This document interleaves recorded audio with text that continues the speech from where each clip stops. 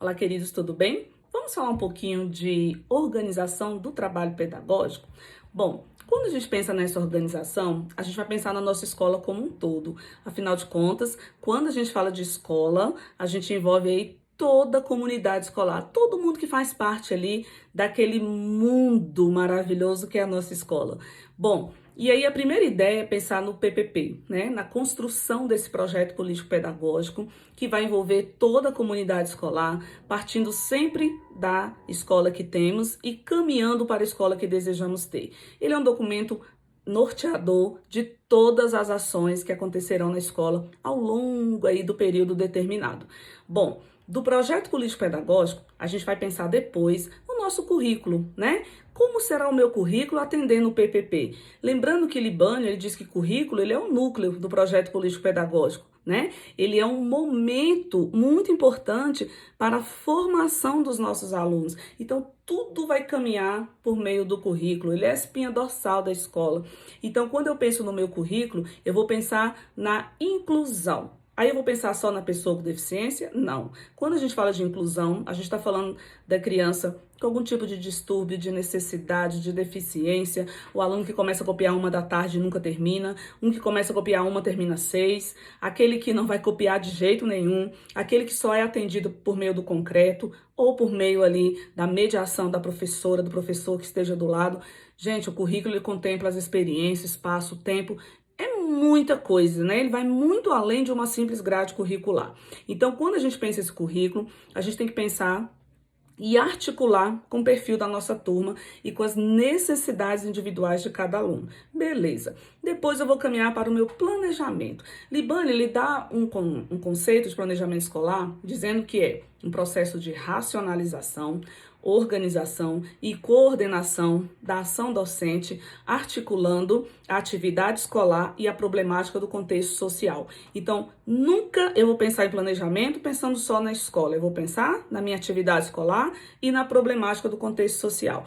Então, eu vou trazer essa problemática para dentro da escola. Eu vou trabalhar porque a formação dos meus alunos é uma formação crítica, é uma formação transformadora. Então, eu tenho que ter um norte, um objetivo, que são essas questões de fora que vão influenciar na escola e na formação dos nossos estudantes. Bom, dentro desse planejamento escolar, a gente vai pensar no plano de aulas e no plano de ensino. Primeiro vem o plano de ensino. Esse plano de ensino, segundo Libânio, ele é um roteiro organizado das unidades didáticas. Isso vai ser trabalhado, segundo ele, por um período específico, que pode ser anual ou semestral, e este plano de curso é chamado também, segundo Libânio, de plano de ensino ou plano de unidades didáticas. Então, eu vou organizar todo o meu conteúdo ali que eu vou trabalhar com a minha turma e depois eu vou trazer para a prática. Professora, esse plano de ensino, ele é feito por quem? Por docentes e discentes, beleza? Depois eu vou caminhar para a prática, eu vou para o meu plano de aulas. O que é um plano de aulas? É claro que Libânio diz que ele é um detalhamento do plano de ensino. Eu vou detalhar aquele plano agora na prática. Isso vai acontecer diariamente, né? Todo dia a gente dá aula e todo dia a gente tem algum conteúdo para ensinar, alguma dinâmica, alguma metodologia, alguma coisa legal para fazer com os nossos estudantes. Nunca fugindo do nosso objetivo, que é com a formação dos mesmos. Esse plano de aulas, ele precisa de um tempo.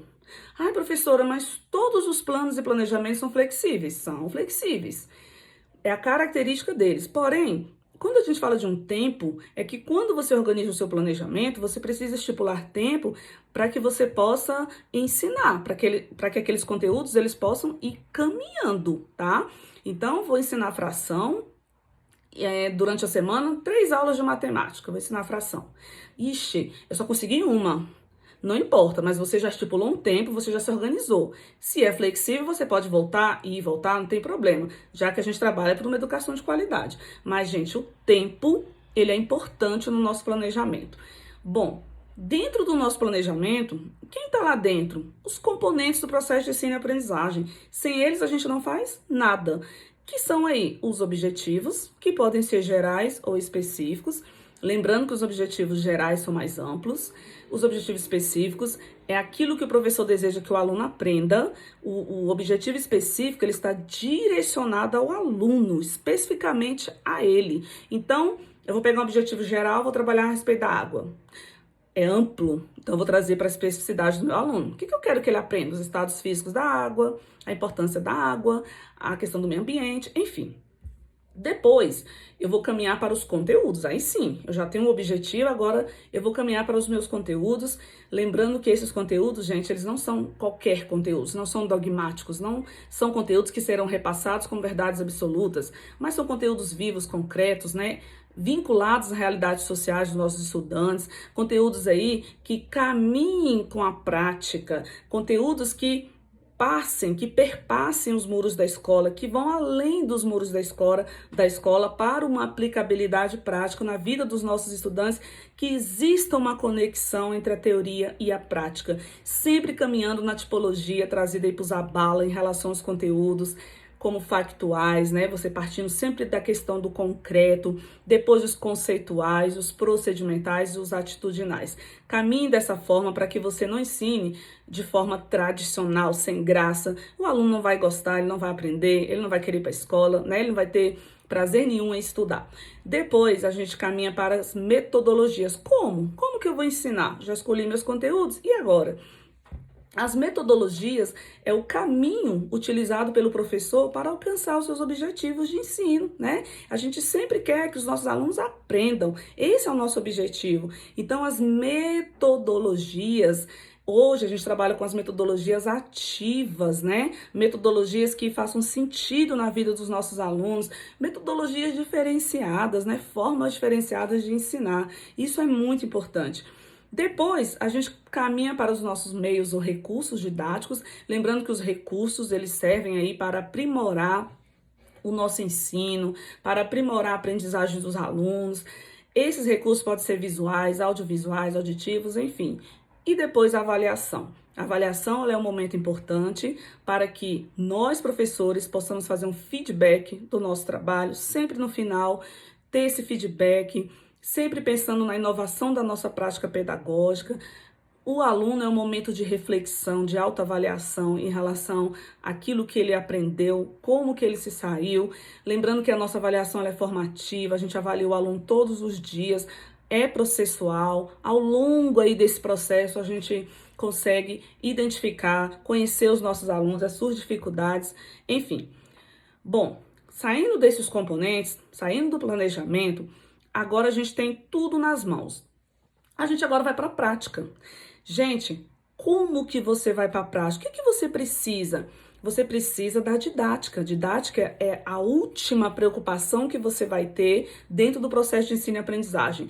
Porque a didática ela é a ciência e a arte de ensinar. Então, para que você ensine, você precisa, antes de um processo, antes de um planejamento, de uma organização.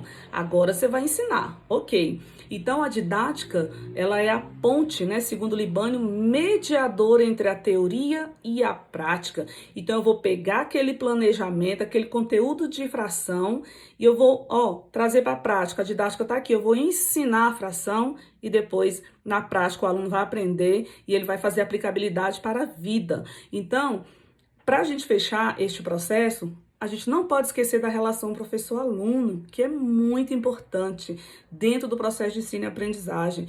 Gente, essa relação, segundo Libânio, tem dois aspectos. Os aspectos cognoscitivos e os aspectos socioemocionais.